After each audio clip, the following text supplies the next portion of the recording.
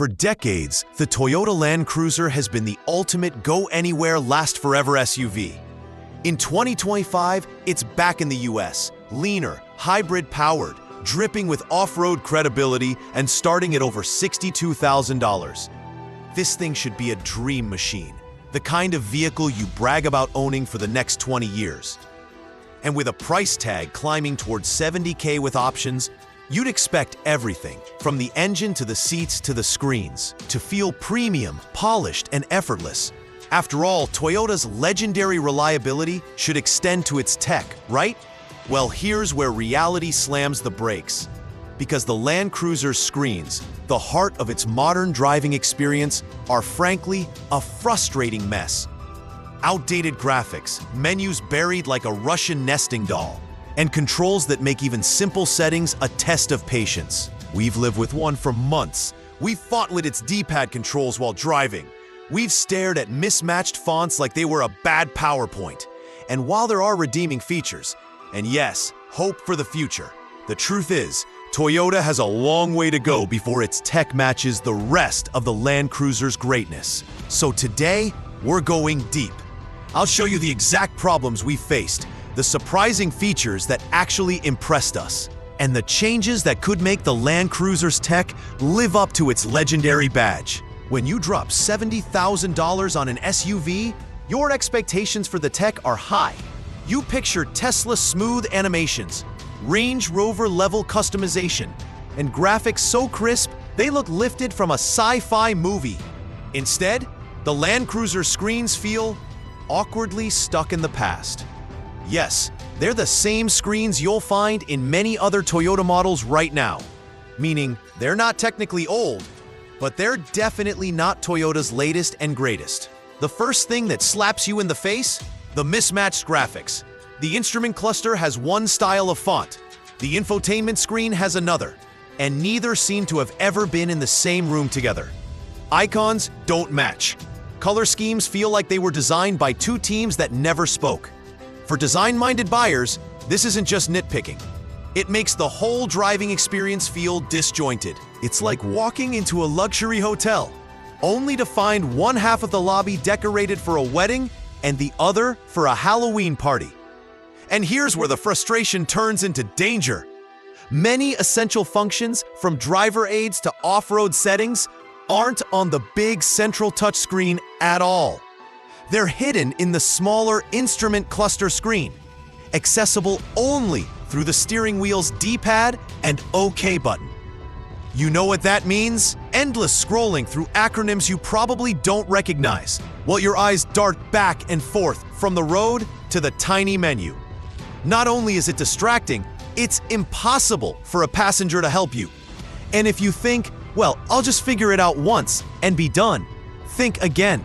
Because Toyota's acronyms are about as intuitive as IKEA instructions written in ancient runes. Now, this isn't a sudden problem. Toyota has always taken a wait until it's perfect approach to tech. That's why historically their infotainment ... systems have lagged years behind rivals. Even in 2025, the Land Cruiser central screen feels more like a jitterbug phone than a flagship SUV's control center. Most functions are overly simplified, except for the radio, which is inexplicably more complicated than it needs to be. This split personality is maddening. The core menu is basic enough for your grandma to use, but try adjusting something as simple as a safety setting, and you're plunged into a labyrinth of button presses. Toyota's philosophy makes sense when it's about durability, but in the age of instant, app-like responsiveness, buyers expect more.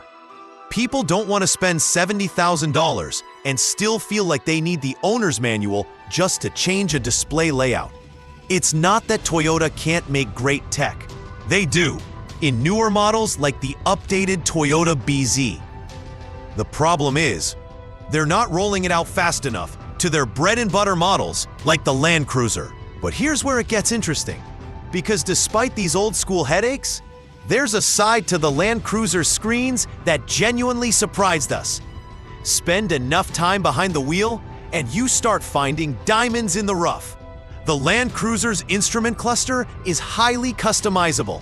You can set up multiple layouts, from minimal daily driving info to full driver assist readouts to off-road specific data. Switching between them is quick once you've set them up, meaning you can tailor the experience for different driving environments. That's not just nice to have.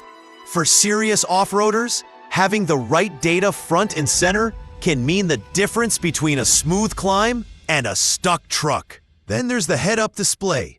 Love it or hate it, having your speed and essential info projected onto the windshield keeps your eyes up. And in a vehicle built for adventure, that's worth a lot. So yeah, for every frustrating menu dive, there's a feature that quietly redeems the system. Which makes you wonder, what if Toyota just gave it the upgrade it deserves? Here's the plot twist.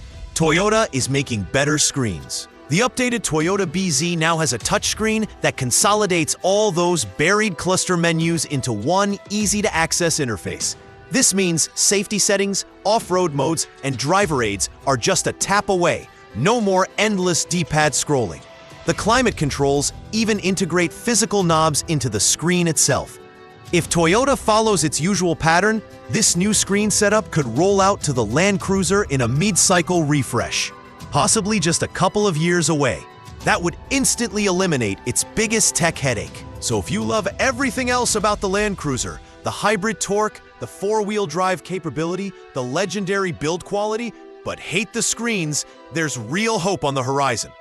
The question is, can you live with the frustration now, knowing it might be fixed later?